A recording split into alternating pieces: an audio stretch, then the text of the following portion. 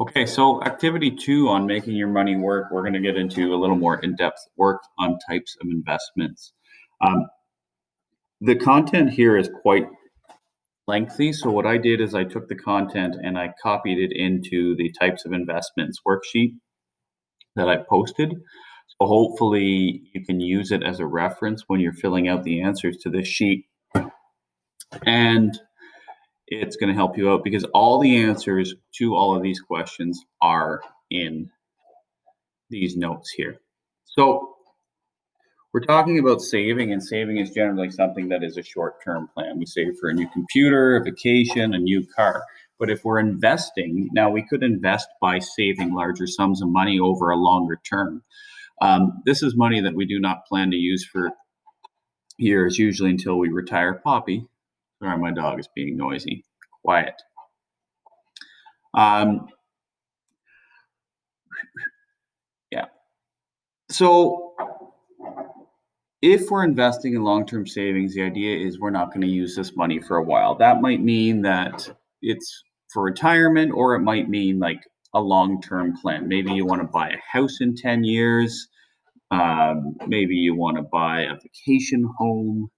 But you can, as we talked about in the last unit, you can take more risks with money long term with the hopes that we're increasing our gains. So we can take some risks with our investment strategies, and we can put that money away, and we can hopefully get higher rates of interest over a longer period of time. But that does mean that it might go up and down, right? Like we might have a big jump of 10% one month, and then we might lose 5% the next month. Or maybe we go up 12% one month and we lose 15 the next month. We have to be prepared for that. And the best way to be prepared is not be in a position where you have to pull that money out. You have to understand that you might be in that position even if you didn't plan for it. So there's just some risk. So another type of investing is through bonds. Bonds are sold by companies or by the government. When we buy bonds, we are lending our money to that institution or government, and they pay guaranteed interest to the lender. These are kind of neat because there's generally very, very low or no risk on a bond. So you lend a company, and a reputable company, and usually you talk to that financial advisor person about this, but that bond will generate a certain percentage of income.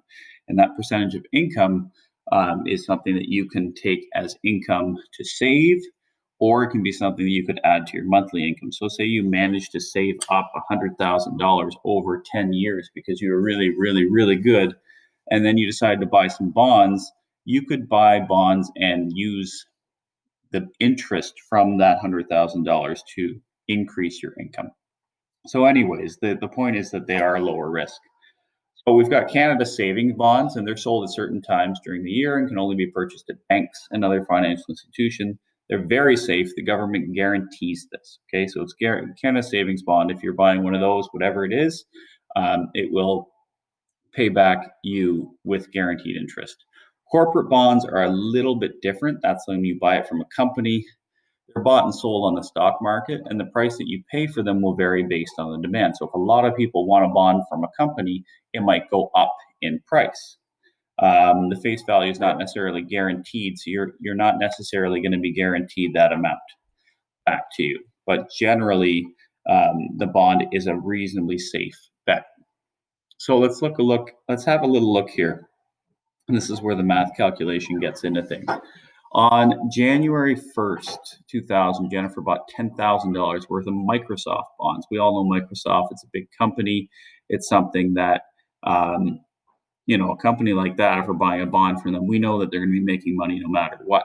They're releasing a new Xbox, new video games, new operating system. And so that bond paid 8% simple interest per annum. Now we're talking about simple interest here. So simple interest is a calculation. It's not a very complicated calculation. What it is, and we've talked about a little bit in the past, it is a set amount of interest per year. Now, it does require us to use a formula. And that formula is right here. It's I equals PRT. So I is interest, the amount of interest. So I equals interest. P, now it's below, it's the principal. So that's the principal amount. And what principal means, it's the amount of money that you have at the beginning of the investment. The rate is R, and that's your interest rate, and we have to make that into a decimal. So in this case right here, it's 8%, and we divide that by 100 to get 0.08. And the time is time, and it's always in years. So if it was like 6 months, you would have to make that 6 divided by 12 for the amount of years that it would be. More about that later. So it says the bond matures in 2020.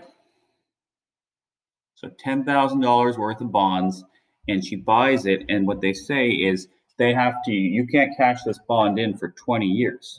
So think about that. Like, your money's going to be tied up for 20 years. But the good news is 8% is really, really high. So you're using a simple interest formula to figure out how much interest she's going to make every year. So maybe she's going to take that interest every year as extra income. So she's going to be paid $800. $10,000, I equals PRT. So that's principal times the interest rate times the number of years. So you have to make sure that you're using the times symbol. So Jennifer was paid $800 on January 1st, 2001. 10,000 times 0.08 times 1. You're going to have to use your calculator for this. $800. So if she waits until the maturity date to cash them in, how much will she earn? So what we're saying is, like, what if we didn't take the $800 a year? How much is she going to get? She's going to get $16,000. 800 times 20. So 20 years, $800 a year, $16,000. Holy, right? She invested $10,000. She got $16,000 back. That's pretty amazing. But what does that mean? That means you don't have your $10,000 for. If you don't have $10,000 for 20 years, you better make sure you can afford to be short $10,000. But if you do some good savings, that's something she can do. All right, so if she decided to sell them early in 2015, they sell for $9,000. So she sells her bond. How much will she have earned? So the idea is here that when you buy bonds, they're worth something, right? And they might be worth more than you paid for them. So remember that she bought them for a certain amount, right? She bought 10 at $1,000. So she sells her bonds for $9,000. And when she purchased her bonds, let's see if I get this working right.